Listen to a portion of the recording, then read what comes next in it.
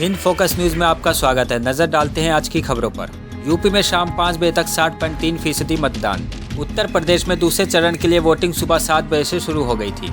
इसी के साथ गोवा की 40 और उत्तराखंड की 70 विधानसभा सीटों के लिए भी मतदान हुआ। उत्तर प्रदेश विधानसभा चुनाव के दूसरे चरण के मतदान के लिए राज्य की 55 सीटों के अलावा गोवा और उत्तराखंड की भी सभी विधानसभा सीटों पर सोमवार को वोट डाले गए।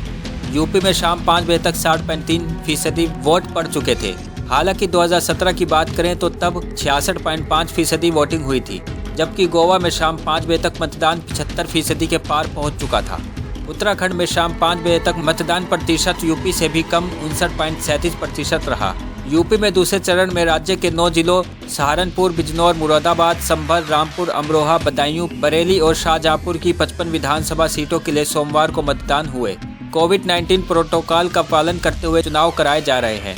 गोवा विधानसभा की 40 सीटों के लिए सोमवार को वोटिंग हुई। इन सीटों के लिए 301 उम्मीदवार चुनाव मैदान में हैं। उत्तराखंड विधानसभा चुनाव में 70 सीटों पर मत डाले गए। खुदरा महंगाई 6.01% रही, 6 माह के उच्चतम स्तर पर पहुंची। कच्चे तेल के दाम भी तेजी से बढ़ रहे हैं और इस कारण भी मुद्रास्फीति पर असर देखा जा रहा है। इससे पहले दिसंबर में मुद्रास्फीति 5.59% रही, जबकि नवंबर 2021 में यह 4.91% थी। देश में खुदरा महंगाई 6.01% पर पहुंच गई है। यह 6 माह में खुदरा महंगाई का सबसे उच्चतम स्तर है। खुदरा महंगाई के स्तर को फल और सब्जियों के दामों का असर माना जा रहा है। साथ ही कच्चे तेल के दाम भी तेजी से बढ़ रहे हैं। खाद्य तेलों की महंगाई भी सरकार की चिंता बढ़ा रही है। यूपी इलेक्शन, सहारनपुर में भिड़े सपा भाजपा के समर्थक। बताया गया है कि सपा कार्यकर्ता तंजीम खान घायल हो गए, उसे उपचार के लिए चिकित्सक के यहां भर्ती कराया गया है। पुलिस के अनुसार वोट डालने को लेकर दोनों दलों के कार्यकर्ताओं में बहस हुई और फिर विवाद बढ़ गया। उधर सूचना मिलने पर पुलिस तुरंत मौके पर पहुंची और लाठियां बरसाकर दोनों दलों के समर्थकों को वहां से खदेड़ दिया। घायल सपा कार्यकर्ता ने आरोप लगाया है कि पुलिस प्रशासन सत्ता पक्ष के इशारे पर कार्य कर रहा है। उन्होंने आरोप लगाया कि कुछ और मतदान केंद्रों में भी इसी तरह की खबरें मिली हैं। पुलवामा शहीदों को श्रद्धांजलि।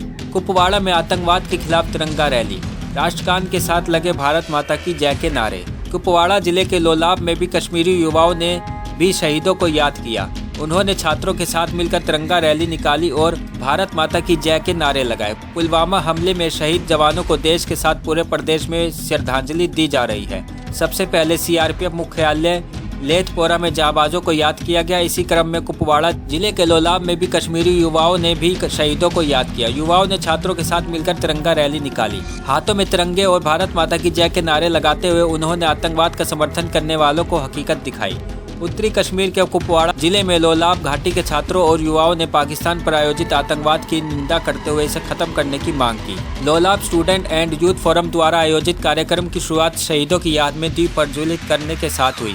इसके बाद 2 मिनट का मौन रखा गया और उसके बाद आतंकवाद के खिलाफ तिरंगा रैली निकाली गई। 10 राष्ट्रीय राइफल्स के सहयोग से इस कार्यक्रम को जम्मू कश्मीर छात्र कल्याण मंच ने आयोजित किया था।